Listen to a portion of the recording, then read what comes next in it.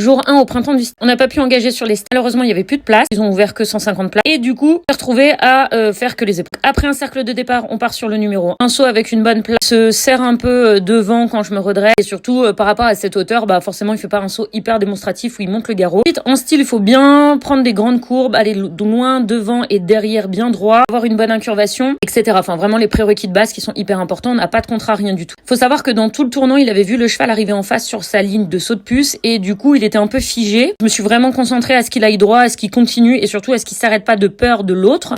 Donc la sortie de ligne, je crois que je fais mes 5 foulées ici. J'essaie de l'ouvrir un petit peu. Mais surtout, ce que je voulais, c'est faire le moins d'interventions négatives dans les tournants, etc. Ce que je peux faire ou devant mes barres. Là, je finis un peu tard mon tournant et j'ai un désuni ici. Que j'avais pas vu d'ailleurs. Je suis en centrage à gauche sur le numéro 4. Ma sortie se fait bien sur le numéro 5. Rien de très particulier. Après, voilà, c'est des hauteurs à 80. Donc forcément, il n'est pas hyper démonstratif, etc. Mais c'était pas le but. C'est pas ce qu'on recherchait ici. Donc ensuite, encore une grande courbe pour aller chercher la ligne 6-7. Style, c'est vraiment des grandes lignes assez droites, etc. C'est pas compliqué de ce sens. Là, il y avait un peu plus de distance que sur la ligne 2-3. Du coup, je choisis de rentrer un peu près, de le garder un peu avec moi pour faire mes 6. Et là, je sais pas, je m'oublie, donc je rigole.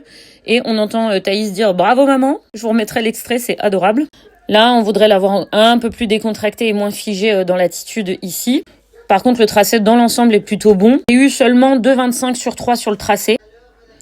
Donc là, il se reprend un peu, se rééquilibre un peu devant ce numéro 8. Là, j'interviens un petit peu pour que ce soit plus facile pour lui sur le 9. Donc là, sur le numéro 8, j'interviens un peu, mais c'est pour faire le contrat léger dans cette ligne. Parce que sur ces hauteurs-là, j'aime pas les lancer dans un galop non plus. C'est plus ce que je disais. J'ai Thaïs qui est arrivé dans la voix off. Bref, là pareil, la courbe est bien. Rien de notable. On voit un cheval qui se rééquilibre. Dans l'ensemble, il est assez vertical sur tout son tour. On aimerait l'avoir plus étendu et plus détendu encore. Ce qui m'a été reproché, c'est l'élasticité du cheval. Il a eu 3,5 sur 5 en note de modèle, 3 en note d'allure, calme, etc.